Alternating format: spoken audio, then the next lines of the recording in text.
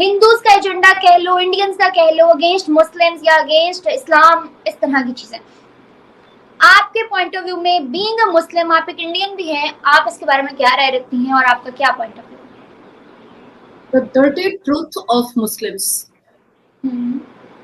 The original truth of Muslim might be bitter, might be sour, but this is the truth of Muslims. This is the truth of Islam.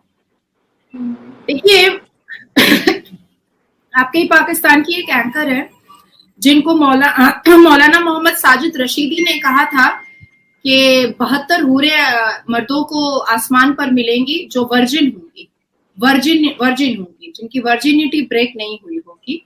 और आप मतलब जैसे आपकी शादी महविश हो जाएगी किसी मर्द से, और जब वो मर जाएगा और आप मर जाइएगा तो उसको आसमान पे 72 हूरें मिलेंगी और उस 72 हूरों की सरदार आप होंगी।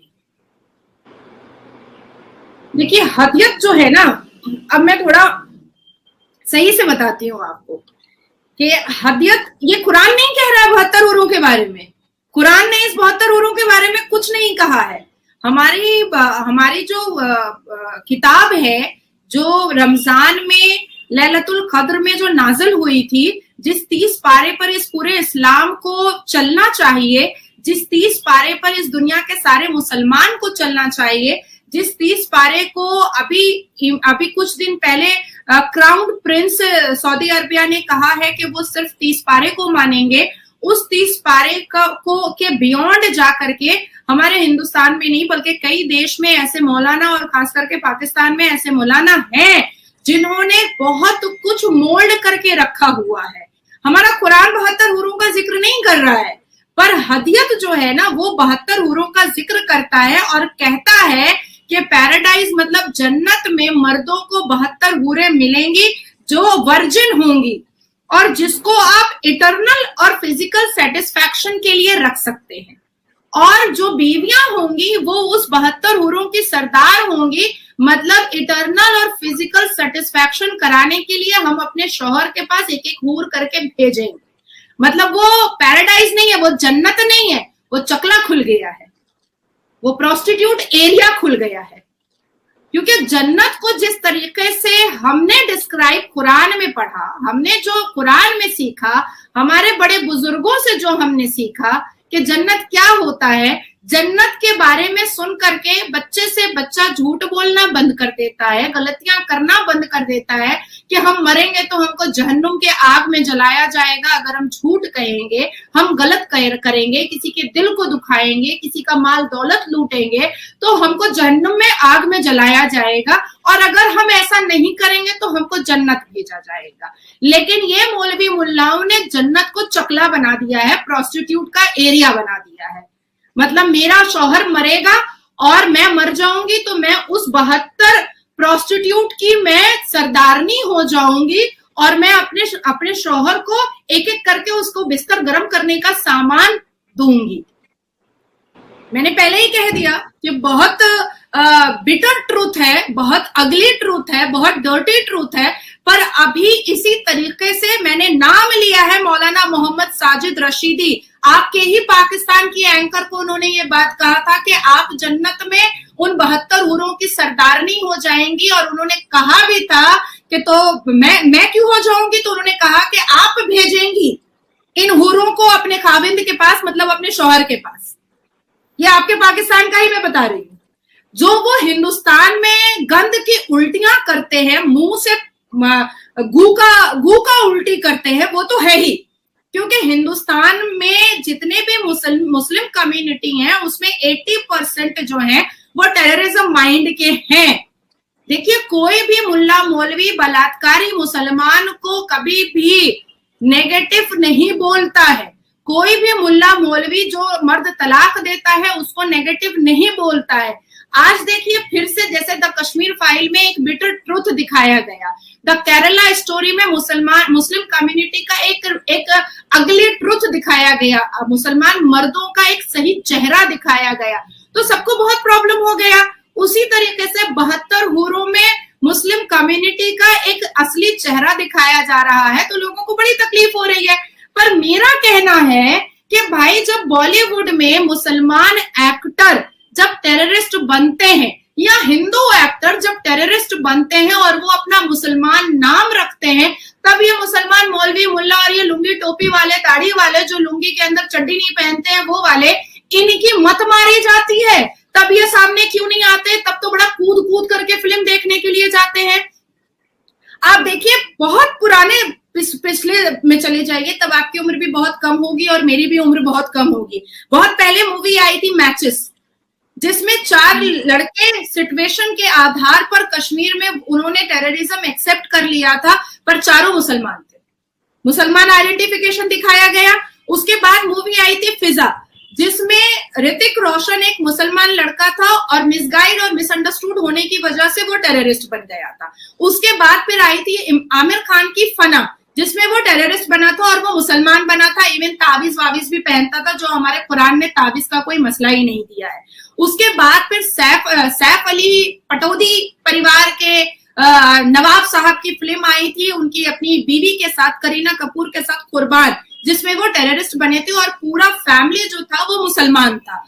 तब आपकी जुबान क्यों बंद हो जाती है? तब आप क्यों नहीं इनको रोकते हैं? तब आप इनको क्यों नहीं कंट्रोल में लाते हैं कि भाई दुनिया के सामने तो तुम ही रख रहे हो कि मुसलमान टेररिस्ट होता है, दुनिया को तो तुम ही बता रहे हो कि मुसलमान टेररिस्ट होता है। कोई राम शाम भगवान तो आया नहीं इस तरीके की मूवी बनाने के लिए, कोई किसी टेररिस्ट का नाम राम तो रखा नहीं गया। तो बॉलीवुड में जब ऐसी मूवीज आती है तब मुसलमान कूद कूद के जाकर देखते हैं। देखिए मिशन कश्मीर आया था, जिसमें ऋतिक रोशन और प्रीति जिंटा थी, उसमें भी वो टेररिस्ट बना था, उसमें भी वो मुसलमान बना था। तो आप मुझे बताइए कि आखिर तब मुसलमान मुल्ला कहाँ मर जाते हैं, कहाँ मुंह में क्या ले लेते हैं? तो जब उनके मुंह से आवाज क्यों नहीं निकलती है कि बॉलीवुड मुसलमानों को क्यों बदनाम कर रहा है? बॉलीवुड में जितने भी टेररिज्म बेस्ड के जितने भी फिल्म आते हैं उसमें मुसलमान कैरेक्टर टेररिस्ट क्यों दिखाया जाता है? तब नहीं बोलते हैं। लेकिन जब ट्रुथ स्टोरी आती है तब उसको कह दिया जाता है कि भाई ये तो मुसलमान इस्लाम पे खतरा है, ये तो मुसलमानों पर कटाक्ष किया जा रहा है, ये तो मुसलमानों पर जा रहा है। जी यहाँ मैं आपसे एक बात पूछना चाहूंगी, जैसे आपने बात की पहले कश्मीर फाइल की, फिर द केरला स्टोरी की, अब हमारे सामने 72 हूरों की बात हुई है। इसी तरह आपने बॉलीवुड का जिक्र किया कि बॉलीवुड में हमेशा मुस्लिम्स को जो है ना मुस्लिम टैग के साथ उनको टेररिस्ट दिखाया जाता है। व्हाट डू यू थिंक इसमें इंडियन पॉलिटिक्स कितना बड़ा रोल प्ले करती है? क्या उनका कोई रोल है, कोई एजेंडा हो सकता है? अब तो जनता की बात सुनी भी जा रही है, अब तो जनता के बातों को मतलब मद्देनजर और उसको एक सही तरीके से देखा भी जा रहा है, एक वैल्यूबल पॉइंट से देखा जा रहा है। पर जब मैं कुर्बान मूवी की बात कह रही हूँ, फिजा की कह रही हूँ, मैचेस की कह रही हूँ, फना की कह रही हूँ, या आपकी मिशन कश्मीर जो आई थी, द कश्मीर फाइल नहीं, मिशन कश्मीर जो आई थी जिसमें प्रीति जिंटा और ऋतिक रोशन था, तो ये सारी मूवीज जब आई थी और जिसमें मुसलमान को टेररिस्ट दिखाया गया था, तब तो कांग्रेस की सरकार यहाँ हुआ करती थी और तब तो ऐसा कुछ बात भी नहीं था, ऐसी कोई बात नहीं थी। तो मैं ये कहना चाह रही हूँ कि आज तो कोई नई बात है नहीं, ये तो बहुत पुरानी बात है। ये तो शायद 1994 की बात है जब ये मैचेस मूवी आई थी और मुसलमानों को टेररिस्ट दिखाया गया था। उसके बाद फिर कई मूवीज ऐसी आई है जिसमें ये दिखाया गया है कि तुम जिहाद के नाम पर ये कर दो, तुमको जन्नत में अल्लाह तबारक ताला 72 हूरें अता फरमाएगा। तो ये 72 हूरों का लालच और 72 वर्जिन लड़कियों का लालच कब तक चलेगा भाई? जबकि कुरान तो ये 72 हूरों के बारे में बोलता ही नहीं है, हदीस बोलता है। आपने हदीस को अपने तरीके से ट्विस्ट एंड टर्न करके लिखा है, तो हम सारे मुसलमान उसको मान लें, ये तो हम मानेंगे नहीं। देखिए कुरान में 41 बार, पूरे कुरान में 41 बार जिहाद का जिक्र है, पूरे कुरान में 30 पारे में 41 बार जिहाद का जिक्र है, जिसमें कहा गया है बिल कलम, मतलब अपने दिल पर काबू रखें, कुछ गलत ना करे, अपने दिल और दिमाग पर काबू रखना भी एक जिहाद है। उसके बाद कहा गया है बिल लिसान, मतलब अपने जुबान पर काबू रखे, जुबान से ऐसी कोई बात ना निकले जिससे किसी को भी दुख पहुंच जाए या किसी का बुरा हो जाए। उसके बाद कहा गया है बिल याद, मतलब अपनी हाथों पे काबू रखे, आपकी हाथों से कोई एक ऐसा शिर्क और गुनाह नहीं होना चाहिए जिससे किसी को भी तकलीफ हो। यहाँ पर ये डिस्क्रिप्शन नहीं दिया गया है, कुरान ने ये नहीं कहा है कि हिंदू को कर दो, मुसलमान को मत करना, सिख को कर देना, ईसाई को मत करना, ये नहीं कहा गया है। सिर्फ कहा गया है कि इन चीजों पे आपको काबू रखना है। और तब चौथे पर कहा गया है बिल सयाफ, मतलब सॉर्ड। तो ये जितने मुस्लिम कम्युनिटी वाले हैं ये चौथे जिहाद के मतलब को मानने को तैयार है, पर कुरान ने जो 3 और जिहाद का मतलब बताया है उसको मानने को तैयार नहीं है। जब देखो तलवार लेकर खड़े हो जाते हैं। आपके यहाँ से पाकिस्तान से जब अजमल कसब हमारे देश में घुसा था तो वो कोई अच्छा काम करने के लिए तो नहीं घुसा था, तबलीग के लिए तो नहीं घुसा था, यहाँ पर इस्लाम का परचम फैलाने के लिए तो नहीं घुसा था, यहाँ पर मर्दों को ये सिखाने तो नहीं घुसा था कि भाई तुम तलाक मत दिया करो क्योंकि कुरान तलाक के लिए सख्त ममानियत करता है। उसने ये तो नहीं कहा आकर के कि देखो मुसलमान को बलात्कार नहीं करना चाहिए क्योंकि ये कुरान ने पाप कहा है, सिन कहा है, गुनाह कहा है। वो घुसा बम बारूद लेकर के और बंदूक लेकर के, और ना छोटा देखा, ना बड़ा देखा, ना हिंदू देखा, ना मुसलमान देखा, ना विधवा देखा, ना प्रेग्नेंट देखा। उसने बस गोली चलाना स्टार्ट कर दिया और ना जाने कितने लोगों को उसने मार गिराया। तो ये कह रहा है क्या हमारा कुरान? ये तो नहीं कह रहा है हमारा कुरान। और ये जो मौलाना मोहम्मद साजिद रशीदी हैं या इस टाइप के जितने भी चिटिंगबाज मौलाना है, इनको ये अथॉरिटी किस पीर मुर्शिद ने दिया है, किस आयत ने दिया है, किस कुरान ने दिया है कि आप मुसलमान कौम में मर्दों को तबाह बर्बाद कीजिए 72 वर्जिन हूरों का लालच दे करके? किसने आपको ये अथॉरिटी दी है? देखिए आज वो सिचुएशन और सिनेरियो रहा नहीं है। जब हम क्लेवेज वाली मूवी देखें, जब हम प्यार मोहब्बत वाली मूवी देखें, जब हम पेड़ों के आगे पीछे डोल करके गाना गाने वाली मूवी देखें, जनता और पब्लिक इस मूड में है कि हमने तो बस अब फैक्ट देखना है, हमने तो बस अब जानना है कि क्या सच है और क्या झूठ है। तो ये तो 72 हूरों वाला जो फंडा है ये कंप्लीटली झूठ है। अगर किसी मौलाना के पास कोई एक ऐसी आयत है जो कुरान से वो निकाल करके मुझे दिखा सकता है कि कुरान ने वर्जिन 72 हूरों का लालच मर्दों को दिया है, तो मैं उनसे कन्फ्रंटेशन में और आर्ग्यूमेंट में बैठने को तैयार हूं। ये मुल्लाओं ने हिंदुस्तान के मुसलमानों का दिमाग खराब करके रखा है। ये मुल्ला हिंदुस्तान के शांति को भंग करने के पीछे लगे हैं। और जब ऐसी फिल्में आती हैं जिससे लोग पब्लिक अवेयर होता है तो इनको बड़ी में अच्छी लग जाती है।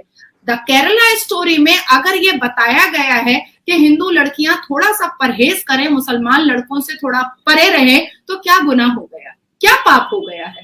भाई आप मुसलमान लड़कियों को तलाक देने में 3 सेकंड लगाते हैं तो हिंदू लड़कियों पर अत्याचार करने में आपको कितना समय लगेगा?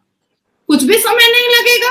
मैं भी आपके साथ ही बैठ करके मैंने डिबेट किया है द केरला स्टोरी पर और मैंने बहुत ही पॉइंट वाली बातें कही हैं जो व्यूअर्स को और पब्लिक को बहुत पसंद आई है मेरी बात, और मैंने हर बातें पॉइंट वाइज कही है। आज मैं जिहाद के बारे में जो कह रही हूँ कि 41 बार जिहाद के बारे में लिखा है, लेकिन उसमें चार चीजों में उसको बांटा गया है, जिसमें 3 बार अलग अलग चीजों पर बंदिशें दिखाई गई हैं। आपके दिल पर बंदिशें दिखाई गई हैं, आपके दिमाग पर बंदिशें दिखाई गई हैं, आपके हाथ पर बंदिशें दिखाई गई हैं, आपकी जुबान को कंट्रोल करने को कहा गया है। पर ये मुल्ला, ये टोपी वाला लोग, इसने पूरे मुसलमान कौम को बदनाम करने का ठेका उठा लिया है। ये मुल्ला मौलवी जो मदरसे में बच्चों को कुरान पढ़ाते हैं, ये मुल्ला मौलवी अपने बच्चों को अंग्रेजी स्कूल में क्यों भेजते हैं? कैथोलिक स्कूल में क्यों भेजते हैं? कैथोलिक स्कूल में असेंबली में तो बाइबल पढ़ाया जाता है। आप अगर इतने बड़े कुरान के परहेजगार हैं, आप इतने बड़े इस्लामिक हैं, तो आप अपने बच्चों को अंग्रेजी स्कूल में क्यों भेजते हैं? आप उसी मदरसे में क्यों नहीं बैठाते हैं? उसी मदरसे में भात और आलू क्यों नहीं खिलाते हैं? आपके बच्चे अंग्रेजी स्कूल में पढ़ेंगे और मुसलमान के बच्चों को आप फतवा जारी कीजिएगा, आप खुतबा में जुमा के बोलिएगा कि नहीं मदरसे में पढ़ना बहुत जरूरी है। आपको पता है ये जो चिल्ला बांधते हैं ये लोग 40 दिन का 41 दिन का, इसमें क्या होता है? इसमें सिर्फ ब्रेन वॉश किया जाता है। अरे वो फिर नारे जहन्नम है, अरे हिंदू काफिर है, अरे हिंदू मरेगा तो जहन्नम जाएगा, अरे हिंदुओं का कुछ ये नहीं है। आप क्यों हमारे दिमाग में ये चीजें डालते हैं? आप होते कौन है हम मेरे दिमाग में ये चीजें डालने वाले? आपको ये अथॉरिटी किसने दी है? इस हिंदुस्तान में हम हिंदुओं के साथ एक प्लेट पे खाते हैं, इस हिंदुस्तान में हिंदुओं के साथ हम बोलते हैं, बैठते हैं, हंसते हैं, रोते हैं, अपने दुख को अपनी खुशी को हम बांटते हैं। आपको ये अथॉरिटी किसी ने नहीं दिया है कि आप हमारे हिंदू भाइयों और बहनों को आप हमसे काफिर कहलवाइएगा। आज जिस हिंदू के प्लेट पर मैं बैठ करके खा रही हूं वो मरेगा तो क्या मेरी जुबान से निकलेगा कि फिनारे जहन्नम? मैं नहीं बोलूंगी, मैं नहीं बोलूंगी। मेरे सनातनी भाइयों के लिए, मेरे हिंदू भाइयों के लिए, मेरे हिंदू दोस्तों के लिए मैं फिनारे जहन्नम नहीं बोलूंगी, चाहे कुछ हो जाए। मेरे लिए फतवा जारी हो, चाहे मुझे दोबारा कलमा पढ़ना पड़े, मैं हर वो चीज अग्री करके एक पैर पर लड़ने को तैयार हूं, लेकिन मैं इस षड्यंत्र को बंद करने के लिए मैंने ठान लिया। और ऐसे नाजिया जी, अभी आपने कहा फिल्मों का जिक्र हम लोग कर रहे थे, ये सारी फिल्में अभी तक हिंदुस्तान की जानिब से बनी हैं, वहां पे भी मुस्लिम जो है सेकंड मेजॉरिटी कंसीडर होता है। ऐसी कोई भी मूवी, कोई भी रियलिटी बेस्ड चीज हमें पाकिस्तान से देखने को क्यों नहीं मिलती? पाकिस्तान में भी तो यही प्रोपेगेंडा चलाए जाते हैं, पाकिस्तान में भी तो मौलवी मुल्ला का यही माइंडसेट होता है, इसी पर्सपेक्टिव से वो दुनिया को देखते हैं, इस्लाम को देखते हैं और दूसरों को दिखाते हैं। तो इस तरह की चीजें यहाँ पे इम्प्लीमेंट क्यों नहीं की जाती? क्या ऑपोजिशन स्ट्रांग नहीं है क्योंकि वहां तो हिंदू रिलीजन है, on another hand side tie हो जाता है, यहाँ पे नहीं है, इस वजह से? ये सच है कि हमारे हिंदुस्तान में सेकंड मेजॉरिटी 14% मुसलमान है। माइनॉरिटीज में तो जैन, सिख सब आते हैं, पर 14% मेजॉरिटी पॉपुलेशन मुसलमानों की है। पर by the grace of God, अल्लाह का लाख लाख शुक्र है कि हमारे इस हिंदुस्तान में हम जैसे लोग भी यहाँ पर हैं जो जुबान खोल करके दुर्नीतियों को और गलतियों को चिल्ला चिल्ला कर बोलते हैं। देखिए, आज आपके साथ द केरला स्टोरी हो या आज 72 हूरे मूवी हो, इस पर डिबेट करने के लिए कोई सीता या गीता नहीं बैठी है आपके साथ, इस पर नाजिया इलाही खान बैठी है, जिसकी पुश्त दर पुश्त आप निकालिएगा तो हिंदुस्तानी ही निकलेगी और कहीं से नहीं निकलेगी। कुछ लोग, अब मेरे नाना परनाना, दादा परदादा निकालिएगा तो बहुत ज्यादा तो दिल्ली का जन्म निकल जाएगा, पर इसके अलावा और कहीं का भी नहीं निकलेगा। तो मैं ये कहना चाहती हूँ कि हिंदुस्तान में ऐसे मुसलमान भी हैं जो इस तरीके, जो रियलिटी को सामने रखने की हिम्मत रखते हैं, जो सच बोलने की हिम्मत रखते हैं। और पाकिस्तान खुद को इस्लामिक कंट्री बोलता है, पाकिस्तान खुद को कहता है कि वो कुरान पर चलता है। अगर वो कुरान पर चलता तो इमरान खान के घर से कोकी ना निकलता। अगर वो कुरान पर चलता तो इमरान खान औरतों को बदनजर से नहीं देखता।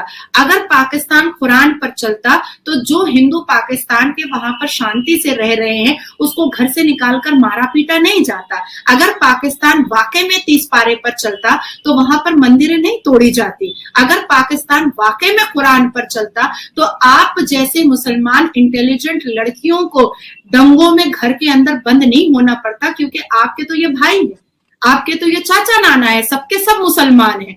देखिए, ये कहने को पाकिस्तान इस्लामिक कंट्री है, पर जितनी बेहयाई पाकिस्तान के मर्द करते हैं, उस बेहयाई का अगर मैं शिजरा खोल कर बैठूं और इतिहास के पन्ने को उलटना स्टार्ट कर दूं तो शायद ये डिबेट आधे घंटे में कंप्लीट नहीं होएगा। हम लोगों को कम से कम 72 घंटा बैठना पड़ेगा। क्या पाकिस्तान में मुसलमान की मेजॉरिटी ही ज्यादा है? मुश्किल से 5% हिंदू होंगे जो हर वक्त अत्याचारित होते रहते हैं। हमारे कान में भी ये बातें आती रहती हैं। अब आप मुझे बताइए कि क्या पाकिस्तान के मुसलमान शराब नहीं पीते? क्या पाकिस्तान के मुसलमान ड्रग्स नहीं लेते? हमारा पंजाब क्यों परेशान है?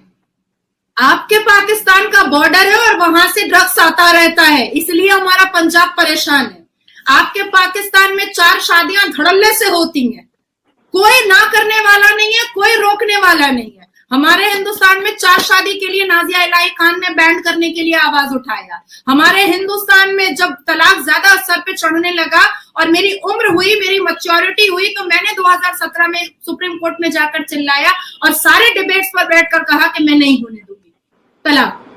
मुसलमान औरतों के आइडेंटिफिकेशन के साथ इतना गंदा खिलवाड़ में नहीं होने दूंगी। तो पाकिस्तान में ना अपोजिशन अच्छे है और ना ही सरकार अच्छी है। पाकिस्तान में अगर शाजिया मर्री जैसी औरतें होंगी तो पाकिस्तान की महिलाएं खुद को कभी सेफ नहीं फील करेंगी। कभी नहीं फील करेंगी। आज हमारे हिंदुस्तान में एपीजे अब्दुल कलाम को क्यों वैल्यू दिया जाता है, उनको हिंदुस्तान का प्रेसिडेंट ऑफ इंडिया क्यों बनाया गया? क्योंकि वो संविधान मानते थे, क्योंकि वो एडुकेटेड आदमी थे, वो गलत को गलत और सही को सही बोलना जानते थे। आज नाजिया इलाही खान मुसलमान है, पर वो गलत को गलत बोलना और सही को सही बोलना जानती है, उसको किसी चीज का डर नहीं है। हर रोज मेरे पास धमकियां आती हैं, हर रोज मेरे को धमकी दिया जाता है कि मेरा रेप कर दिया जाएगा, मेरे को मर्डर कर दिया जाएगा। 1000 ऑडियो क्लिप्स मैं आपको सुना सकती हूँ, मैंने कई चैनल्स पे सुनाए भी है कि देखिए इस तरीके से गाली गलौज मुसलमान कर रहा है मुझे, लेकिन मैं डरती नहीं, क्योंकि यही कुरान और यही संविधान ने मुझे ताकत दिया है कि मैं सच के साथ खड़े रहूं और झूठ का पर्दाफाश करूं। और हमारा हिंदुस्तान बहुत खूबसूरत है। हमारे हिंदुस्तान में एक कोड है, justice delay means justice denied, law always take its own course. Nazia ji, जो कॉन्फिडेंस हिंदुस्तान के अंदर मुसलमान बेटी हो के आपको मिला या आपको दिया जा रहा है, आपको लगता है कि ये हर देश में मुसलमानों की बेटियों को दिया जाता है ताकि वो अपनी सेफ्टी कर सके, अपनी सिक्योरिटी कर सके? क्योंकि इंडिया इस वक्त जहाँ पे है, पूरी दुनिया का तो मुझे नहीं पता, लेकिन पाकिस्तान की नजर में इमेज बहुत कंजर्वेटिव सा है कि वहां पे लोग आजादी से नहीं रहते, वहां मुसलमानों को दबाया जाता है। मगर यही सारी चीजें अगर आज हम देखें तो हमारे पाकिस्तान के खुद के अंदर हो रही है कि जिस तरह से आप वहां बैठ के बोल रही है, इवन मैं भी यहाँ बैठ के नहीं बोल सकती हूँ। मैं आपसे बात कर रही हूँ, मैंने आपको इनवाइट किया, मगर मैं नहीं बोल पा रही हूँ जो आप बोल रही हैं। तो व्हाट डू यू सी, क्या